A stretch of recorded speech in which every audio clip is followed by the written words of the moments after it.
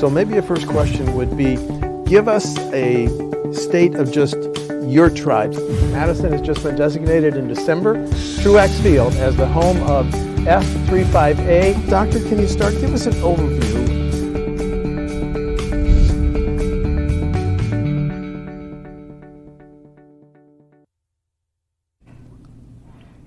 The new state budget that will begin on July 1 includes $7.8 million for a dairy innovation hub. But what is a dairy innovation hub and how will it help America's dairyland? The money will be divided among 3 UW system campuses. So to answer those questions, to my left is Dennis Shields, Chancellor of UW-Platteville. John Holevoet is Director of the Government Affairs for the Dairy Business Association. Amy Penterman owns Dutch Dairy in Thorp, and she's a Vice President of the Dairy Business Association. Thank you all very much for helping all of us understand a dairy innovation hub. Amy, give us a view from the barn. How tough is it in Wisconsin now for dairy farmers? Well, we're really optimistic. If you look last January to this January, things are looking up and improving. We just came off of 2019, a very wet and interesting year. That's behind us. Now we have 2020. We're in a new decade, and a lot of good things are happening, and we've got a lot of, we're really excited. Well, you hear DADCAP say we lose 2 dairy farms a day. Is that still going on, with all due respect? Yes, it is. You know, it's been a challenge because it's year over year that we've had challenging markets, and now hopefully that's behind us, and now we can move forward. But yeah, it's an unfortunate statistic that's happening in the state. You were on the actual panel that recommended, you were on the dairy task force, correct? That's correct. That recommended the Dairy Innovation Hub. So before I ask these other 2 gentlemen, what were the broad goals? Why do we need a Dairy Innovation Hub? We want to make sure that dairy is around in our state. It's such a vital, important part of our state. We are the dairy capital of the nation, if not the world. My husband is an immigrant from the Netherlands to Wisconsin to a dairy farm, and we want to remain that leader for the years and generations to come. And Chancellor, you're one of 3. The UW-Madison would get 52% of that 7-8. Platteville and River Falls would get 24%. Right. How have you seen the needs of your ag school change? You've been there almost 10 years, 9 or 10 years. Mm-hmm. So, well, we've been engaged in research that's relevant to the dairy industry almost from our inception. About 3 years ago, we started a dairy science major on our campus. And that enables us to help develop the workforce and the intellectual capital needed to sort of help the dairy industry thrive. Mm-hmm. Okay. And John, what's your perspective on why we need a hub and its goals? Well, I think what Amy said, it really resonates with me. The reality is, for many years we've been a global leader in dairy research. While we've seen some other states make significant investments in that area of research, we kind of lagged behind the last few years. This is our chance to sort of play a little bit of catch up.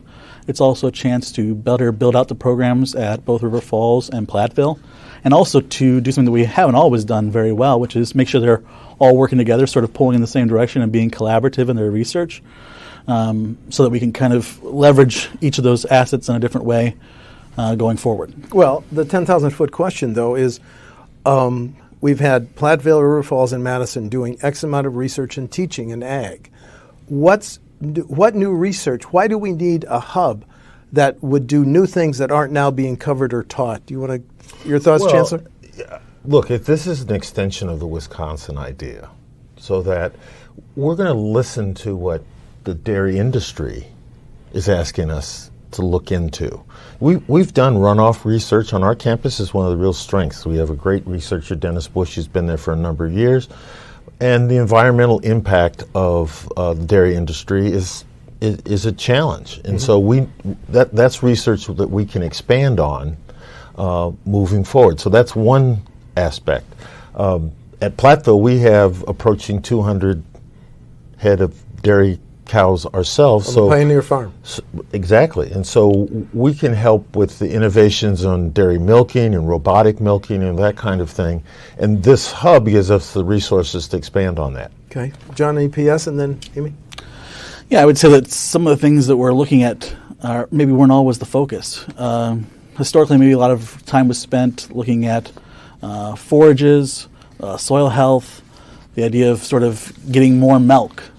Well, to your earlier point about sort of overproduction and some of what that's done to our milk price, right now that's not what we need. Instead, the focus actually is on things like better stewardship of the land, making sure that we're meeting consumer expectations when it comes to animal welfare. So some of those areas we haven't always had research, ongoing research in. So to do that, really we need to hire new faculty. And that's the thrust of this funding, is to bring new researchers in to all 3 campuses. And your hopes for the hub?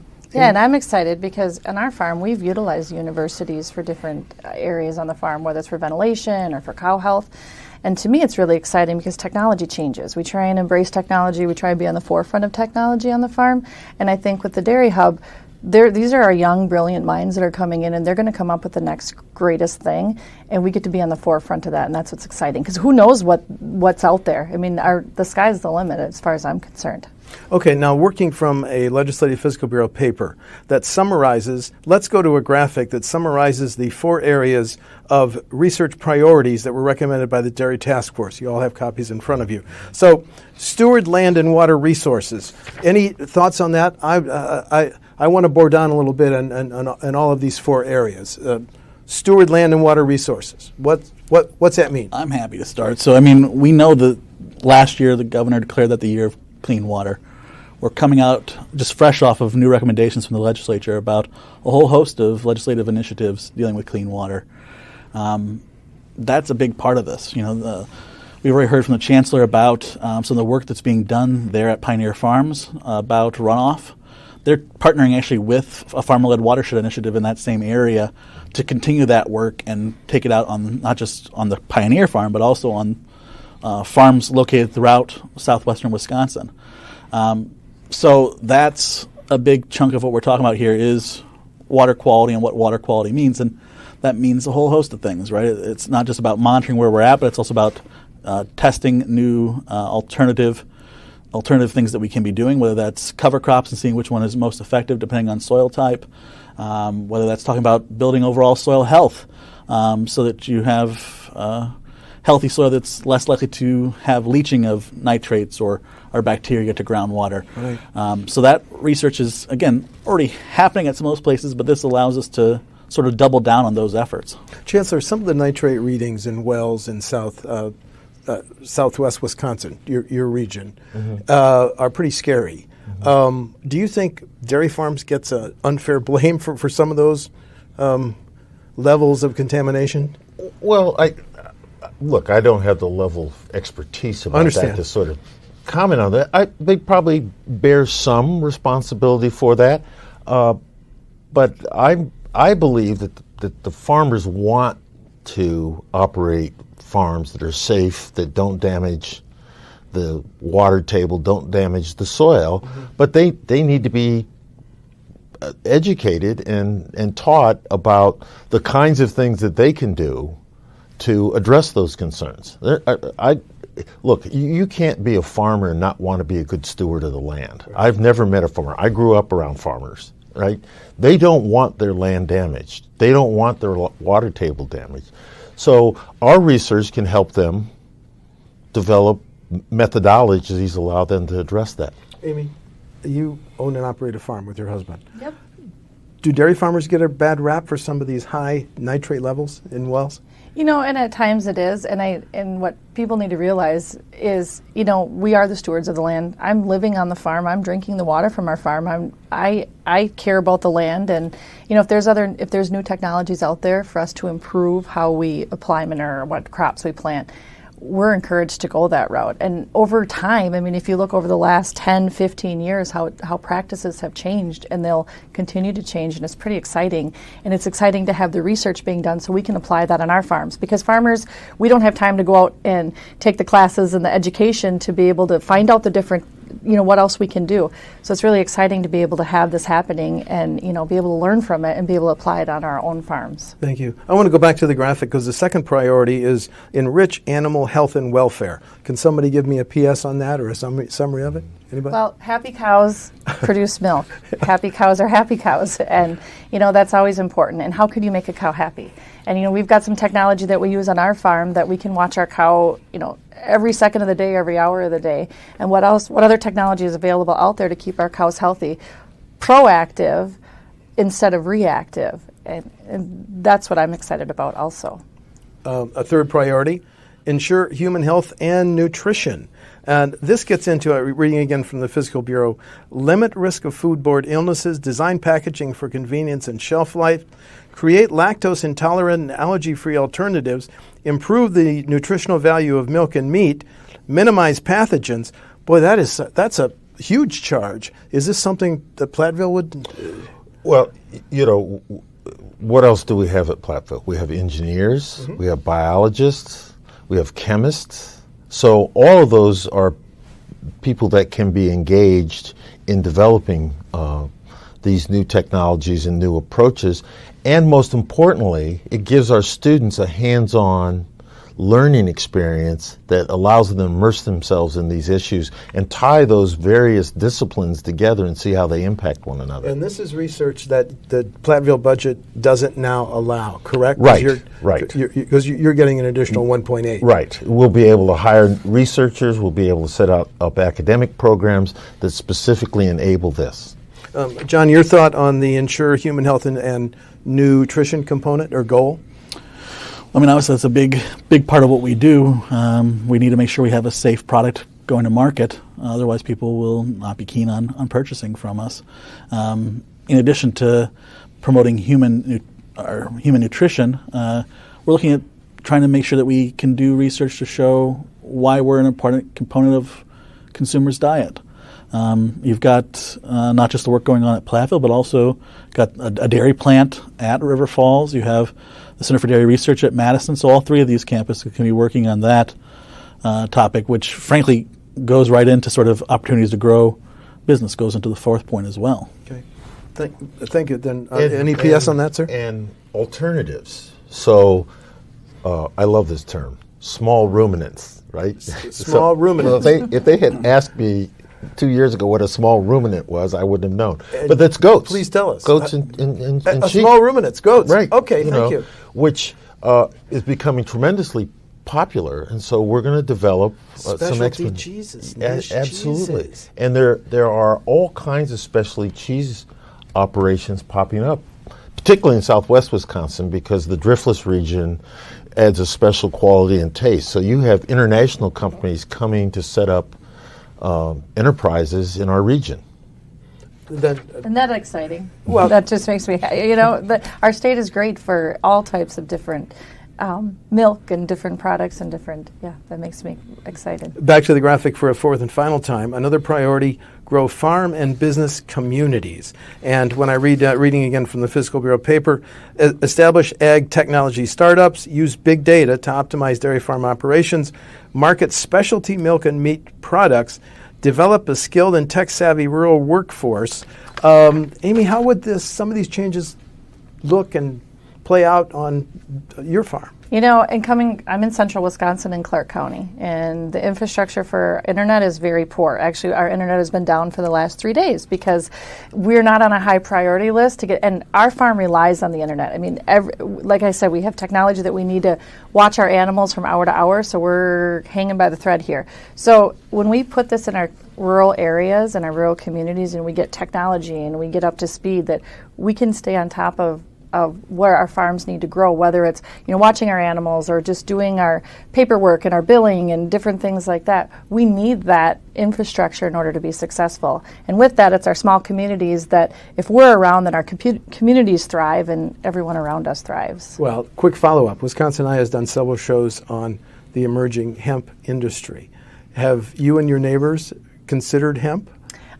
No, but however, I've got some friends that do, and it's quite intriguing, and that's going to be another exciting crop that's going to come through to Wisconsin. It is. I'm excited. Your friends that have applied for and gotten licenses for hemp, have they made any money? That I don't know. They haven't disclosed. It's a lot of work. That's what I do know. Okay, well, back to the fourth priority, grow farm and business communities. Any thoughts on that, gentlemen? Well, I mean, now is a perfect time to be talking about this. We've seen some high-level bankruptcies on the processor side in dairy, with the Dean announcement, and then followed up with the reorganization by Borden. Yes. To me, this is about that problem. Both of those companies had a heavy focus on fluid milk, and fluid milk consumption's down. In part, that's probably because cereal consumption's down, and those two always track each other. But for whatever reason, it may not be coming back, right? We need to think about where our next product lines are going to be, how we're innovative going to the future, and we give consumers what they're looking for. So what we've seen is people aren't sitting down for that bowl of cereal, but they might be grabbing some sort of protein shake or something and heading out the door. Well, we're kind of perfect for that. We're a high-protein, fluid-based product, so I'm pretty sure we can come up with something that people would like. So how do we fit that need? They may not want to drink a glass of milk, but there's something that we can make with milk that will check their boxes of what they're looking for, and that's going to be important for us to keep growing and to just keep what we have right now and maintain our current markets. Chancellor, thanks for representing the three universities that will be represented here at Platteville, River Falls, and Madison. How will the university communities be sure that there is no duplication of research? How can you be sure you're in charge of X, Y, and Z? Well, I don't necessarily think that's a negative, right? We are blessed to have a Research One institution like Madison that's engaging in this, and they can do basic research that's just sort of beyond our scope. Okay. We may be able to do pieces and actually do applications of it and sort of say, how does this play out? So we'll be working hand in hand with them. I also think that each one of us is going to be working very closely with an advisory group, and then those advisory groups will be working together. The beauty of this is that this is not just one institution going on and say, we like doing this, so we're going to do this. We're actually going to be collaborating with the institutions and also the industry leaders. Let's talk about the changes that will be coming on the Platteville campus as a result of your $1.8 million. Now, the Fiscal Bureau summary says you'll be adding 4 to 5 faculty members, and that will take $650,000. Those faculty members would potentially be working on what types of projects? Well, they'll teach some classes, but this will allow them the time to be free to develop the research. Some may be focused on the business end of it, to help farmers understand the tools that they need to track, how to develop new business models. So if you're not going to do large-scale farming, how do you make a small farm profitable? What are the things you need to take into account there? Larger farms where they're going to be using robots to milk cows, we're actually going to have the robots on our campus that can help them figure out, which ones are the best and how do you monitor them, that kind of thing. Okay, and your schedule, the $640,000 of your share would go to update Pioneer Farms. Right. Exactly what types of new labs and... Well, first of all, we've had robotic milking machines that have been down for a number of years. This will allow us to buy the newest technology and be using it and testing it. So that's one piece. I think in terms of the runoff research, there's technology needs there, and also coordinating with our engineering program and that kind of thing that will take place. We're not going to be necessarily building a fancy new facility that would take a lot more money than what's been set aside. Right. But it will. If we show a facility at this, there actually may be industry partners that are interested in helping us do that sort of thing. We know there's an interest, for example, a lot of the cheese manufacturers can't experiment with new cheeses because that means they'd have to take a production line off. So we may be developing a facility, smaller scale, that allows them to test their new ideas there. Is there a new generation of farmers that wants to do this research, that wants to benefit from this research in ag? Absolutely. I think the natural, Organic? The organic. Thank you. There's a huge market for that, and they want to figure out how to do that. So when we started our dairy science program, those companies and businesses were amongst the first to invest their own dollars in helping us develop that program. So there's an active market out there for universities and researchers to help support that industry. Amy, is there a next generation of farmers that wants to operate the farms around you and your own farm? Yes, and what we're seeing also on our farm is we're getting a lot of non-traditional farmers. As farms decrease in numbers in our state, we bring in high school students to work on the farm that don't have a farming background. But what's exciting about that is they don't have the preconceived notion of, oh, I'm not going to go outside in the cold because cows are I mean, this is a lot of work. This is hard work in the summer throwing hay. But there's a lot of different ideas that come out of that because they can apply a different side of where they've come from, and you can just find out different. It's just a really exciting thing to pull in different types of farmers will be our future. Even when they hear about it's been tough times in America's Dairyland for the last couple of years? If we've got our... Sadly? Yeah, I know. And if our education system and if our universities are behind it and supporting it and they get hands-on, education, and they're gonna have an appetite to figure out how to do it and make it because it is such a wholesome, delicious product in the end, and it's a way of life, and I wouldn't change it for anything. John, what's your vision of how the Hub research is going to reach out to farmers like Amy across the state? Well, and to your earlier question even about duplication, there's going to be a central person sort of leading this charge, a central staff person. So part of that person's duties, they're being tasked with helping to disseminate the information that's gained through the Hub research. Mm-hmm. And people are hungry for it. I mean, I spent the morning with a young farmer up in Pepin County, and he mentioned that his entire time when he's out milking, a young guy, probably in his 20s, he's listening to podcasts about dairy research. So, I mean, they're there. These are smart groups of people who've gone back to the farm. They've gotten degrees from these institutions. They've returned home. It's exciting to see, when you go to a rural county and you see a husband and a wife, both of whom have master's degrees from one of our institutions in some area, whether it's dairy science or something like that. There aren't too many couples in their county or in their town who would have that level of education, but they're back and they're in it to dairy. And that's exciting. And here we have a new initiative to sort of support those people to give them what they need to be successful going Amy, forward. You must get asked, why should I consider farming, given that it's tough times right now? What's your elevator speech answer? My elevator speech, we're creating a wholesome, delicious product in the end, and it's a way of life. And it's not just milking a cow. There's so much more that goes into it. And I've got 5 children that we're raising on the farm, and it's just of who we are, and it's just a wonderful way of life to be. Have you got an elevator speech? Well, what I would tell you is that what's true in this industry and for students everywhere is that you're not going to get a job when you walk out of the university today and be doing that same job 10 years from now. In fact, your ability to grow and thrive is going to be your ability to adapt. If you ask me about a university, are we going to be the same university 10 years from now than we are today? No. If we are, we're not going to be doing very well. And so I see this as a real opportunity to have the university and business and industry help each other grow, adapt, and thrive into the future. I should give you a chance. Your elevator speech when asked, why should I interview? Well, and I think that young people these days, that sounds like a cliche, right? But I mean, young people these days, I don't think they're not all about going for something that's maybe the most money or something like that. They want to make a difference. They want to do something that makes them feel good, or they feel like there's a third dividend being paid back. And I do think farming is definitely one of those career paths that you can take that checks that box. So when you're talking about is there a next generation, I think there's a next generation of people who are dying to get into this area.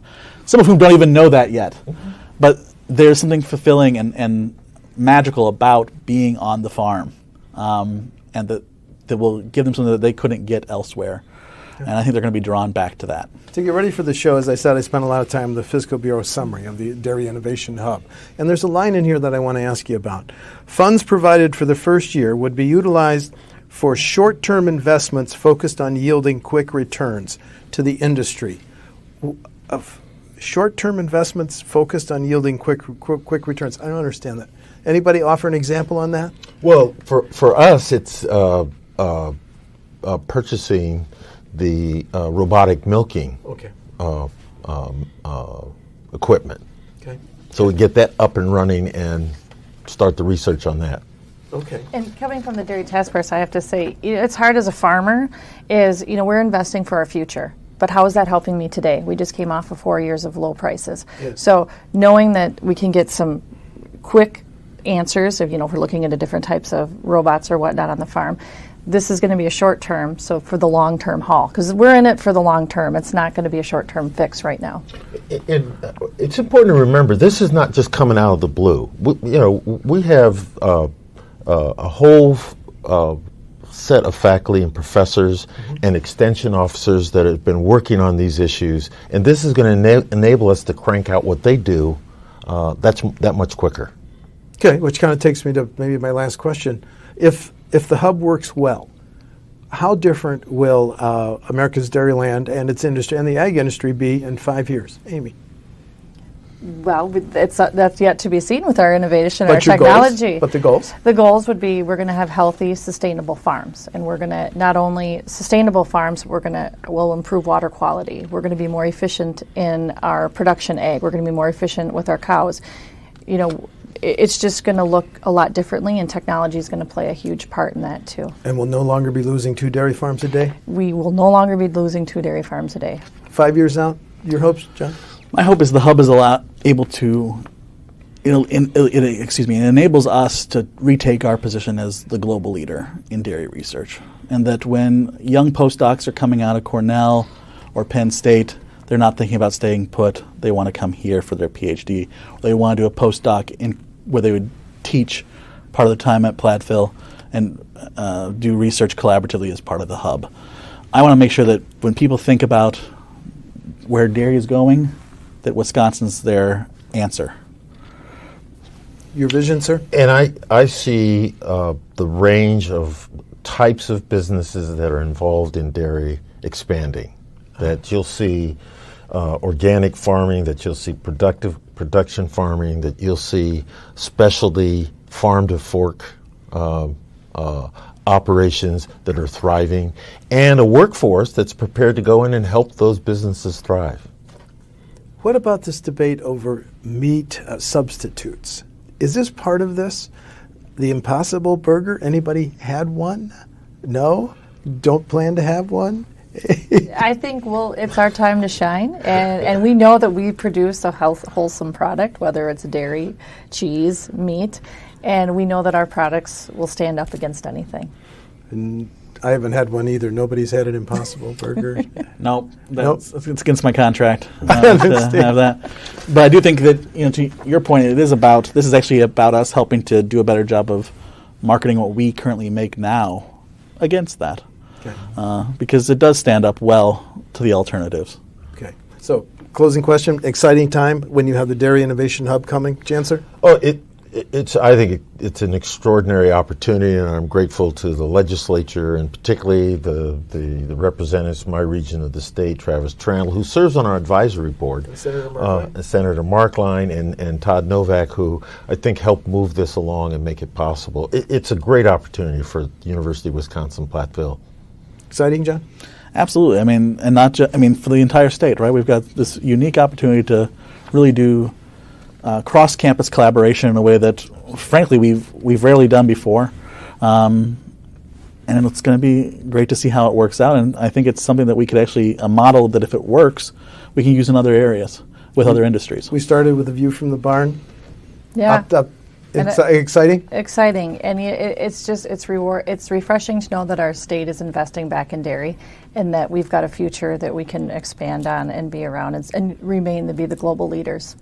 Okay. As I said, $7.8 million will be spent on the Dairy Innovation Hub beginning in the year starting July 1. I want to thank to my left Chancellor Dennis Shields of the UW-Platteville, John Holevoet, Director of the Government Affairs for the Dairy Business Association, Amy Penterman, owns and operates Dutch Dairy in Thorp, and is a Vice President of the Dairy Business Association. Thank you all very much. Thank you. Thank you. Thank you. Pleasure. This program is a production of WisconsinEye, an independent, nonpartisan, nonprofit media network with a mission to inform, educate, and engage the citizens of Wisconsin. WisconsinEye is the nation's first and only independently funded state civic broadcast network, providing gavel-to-gavel access to government proceedings and events at the state capitol.